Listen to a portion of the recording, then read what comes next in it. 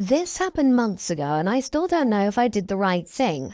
My younger sister, who's still in high school, had been dating a guy we will call Chris. Chris is a smart, charming, good-looking dude who cares a lot. I didn't like Chris at first because he was dating my little sister, and I had a hard time opening up to people, but he's a genuinely cool kid. Very kind, gets good grades, plays sports, and is on a good path. He became a good friend as well. Anyway, I come home from work a few hours early and there's a car sitting in my spot in the driveway. I didn't think much of it because she always has friends coming over. I walked in the front door and saw her with another guy in the living room. I didn't see much since they heard me open the door and I looked away, but I saw just enough to tell what was happening. I walked down the hallway to the bathroom to take a break. It's away from the living room, and I figured that's enough time for them to get dressed. I got done and I walked back to the living room and discovered the kid who was there was someone I went to high school with. Our age gaps aren't much. I was only 2 years older than him. This kid was a loser. He got stoned every day, smoked, got crap grades, acted like an idiot in class and made teachers cry. Just about the biggest sack of crap you can think of in a high school kid. I asked my sister why on earth. I started going on about how the kid is a loser and that she threw Chris away for this little idiot. Pretty much just talking crap about this idiot that's in my house. That little idiot didn't like what I said and wanted to fight me outside. I told him to get out of my house and he refused. So I grabbed him by the collar and dragged him out of the house like a rag doll, then shoved him out of the front door, causing him to fall on his face. He got back up and left in his car. My younger sister is bawling her eyes out. I said she messed up her life. I asked her why she did this and I got no response. I'm already furious at this point, but I'm trying to keep it cool. She didn't want to respond, so I just dropped it and went to work on my truck. Parents got home a few hours later, didn't tell them about it, they still don't know. The rest of the entire day I debated telling Chris since I was pretty sure my sister didn't want to. Part of me wanted to take my family's side but felt that it wasn't the right thing to do. I called Chris that night and told him what was up. He sounded very upset and said he would break things off with my sister, which was understandable. My relationship with my sister still hasn't healed. I've maybe seen her 4 times in the past few months. Part of it is because I travel for work and work overtime.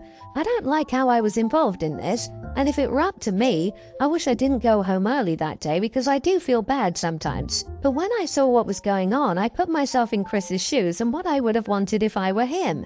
He and I are still cool and hang out sometimes.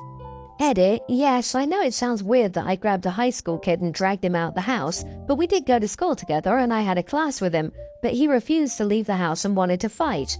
I'm pretty sure he's 18, both are seniors. Not the idiot. I do think, however, you should have allowed your sister to tell Chris, stating to her that if she didn't, then you would. She did a crappy thing and should have had to face the outcome directly. She would still be upset with you, but she'd be upset that you pushed her to do something she needed to instead of upset that you betrayed her. I think it's better to rip the band-aid off and move on. Cheaters don't come clean. In my experience, it just gets more messy.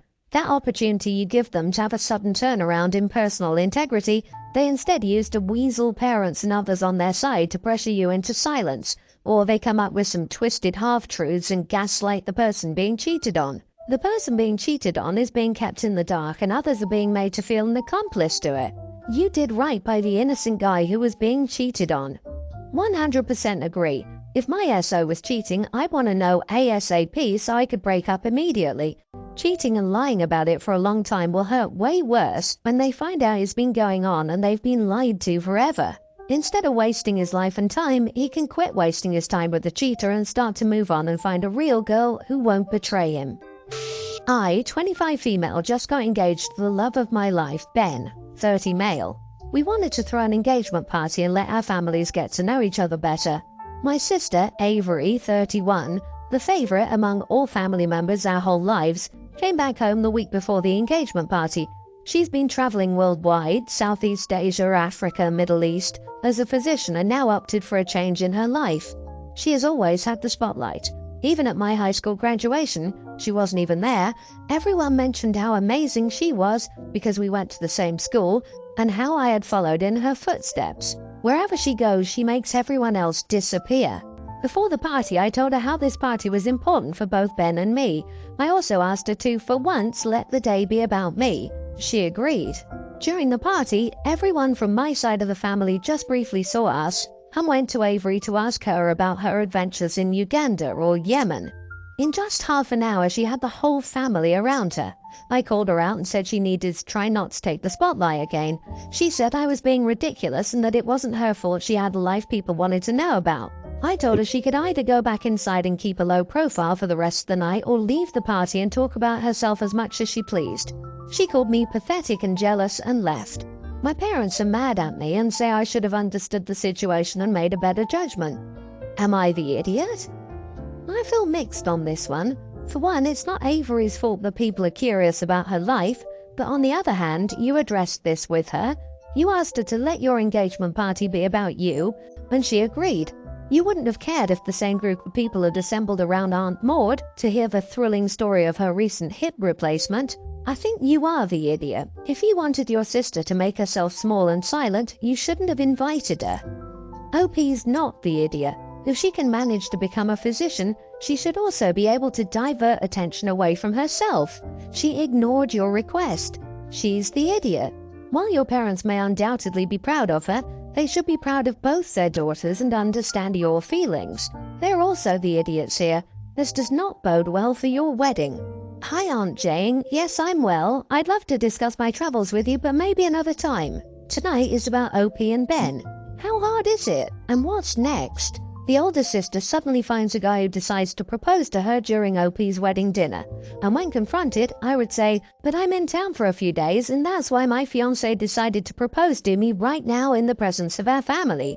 The family members wouldn't see anything wrong with that either.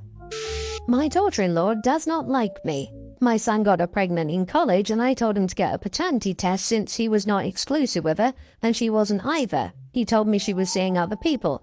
He did, and he is the father. The first time I met her, she told me it was not a pleasure to meet the person who thinks she sleeps around. I never called her a derogatory name. I tried to explain but got cut off by my son. He and I had a conversation and he told me to drop it. Shotgun wedding and one kid later, he's a few months old, our relationship is strained. I see her at family events, but that's really it. I've been blown off so often when inviting them out that I don't anymore. I've accepted that I won't be a strong presence in their lives or my grandkids.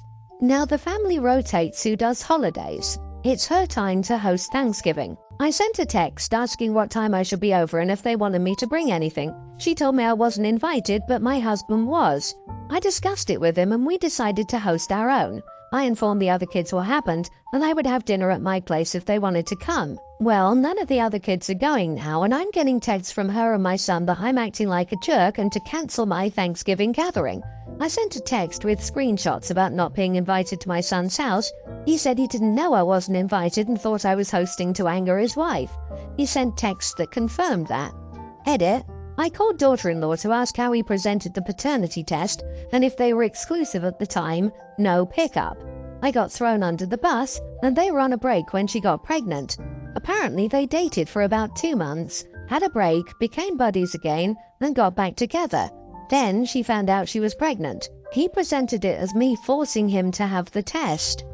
Not the idiot. I'm sorry for you that your daughter-in-law is such an insufferable person. If she wasn't exclusive to your son when she got pregnant, then suggesting a paternity test is the smartest thing to do.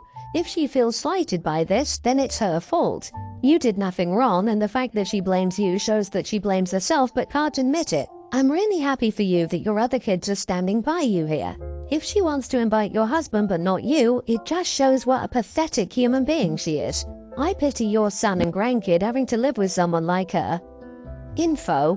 Why are you blaming this entirely on your daughter-in-law, not your son? It sounds like, years ago, your son convinced her to get a paternity test by blaming you and making it sound like you called her a whore. Maybe she was exclusive, but he wasn't. You need to wave a white flag, sit down and talk with just her. I wouldn't be surprised if he's been sowing discontent between you for years, just so you don't out him. Totally agree. I think he was the one not exclusive and didn't want to make that clear to the baby mama.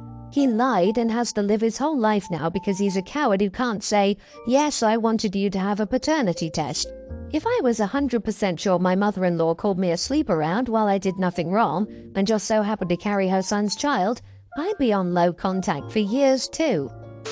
I, 30 female, have a young baby and just told my husband's entire family that they are not allowed around her at all until she is 6 to 12 months old. I made this decision without my husband and I don't feel I'm wrong, and I refuse to backpedal from my decision regardless of how it makes him feel. Long story short, both my mother-in-law and my sister-in-law came to see the baby last week, and a few days following this, the baby was sick. Super congested, fussy, puking, etc. I brought her to the doctor. She's fine but has an upper respiratory infection. Doctors told me to continue to breastfeed on demand and they gave her an RSV vaccination. Well, my husband called his mom when we were leaving the doctors and he had her on speaker because his phone is busted and only works that way. He gives her the rundown on what's going on with the baby, and that's when she basically tells us that not only was she exposed to the flu by one of her clients, but apparently sister-in-law's husband had the Panini flu the week before her coming to see the baby. Neither of them told us this when deciding to meet our daughter. In fact, I specifically asked them if either of them was sick or around anyone who was, and they said no. So they lied to me about it and continued their facade while at my home because their husband's other sister called while mother-in-law and sister-in-law were at my home, and I told her she couldn't come over because her daughter had the flu and I wasn't chancing it. Mother-in-law and sister-in-law heard me say this on the phone and still made out like they hadn't been exposed to anything. Needless to say, I confronted them both via phone, and I was met with a, "You need to build the baby's immune system, blah blah, it's not a big deal, she'll be fine," etc. So I told them that neither of them was welcome here or around my daughter until she was 12 months old, if even then, because they are selfish as heck. My husband is furious right now. He says I'm going to isolate him and make him depressed. He has a history of depression, that he needs his family, big family man, and that I'm selfish to do this to him right before their big family holiday celebrations, Thanksgiving and Christmas. I told him I didn't care. Our daughter not becoming sick is my top priority, and his family doesn't care about that, so they aren't welcome around her. My friends also say I'm wrong because this should be my husband's decision too. OB, you are right. Sick and around a few-week-old baby?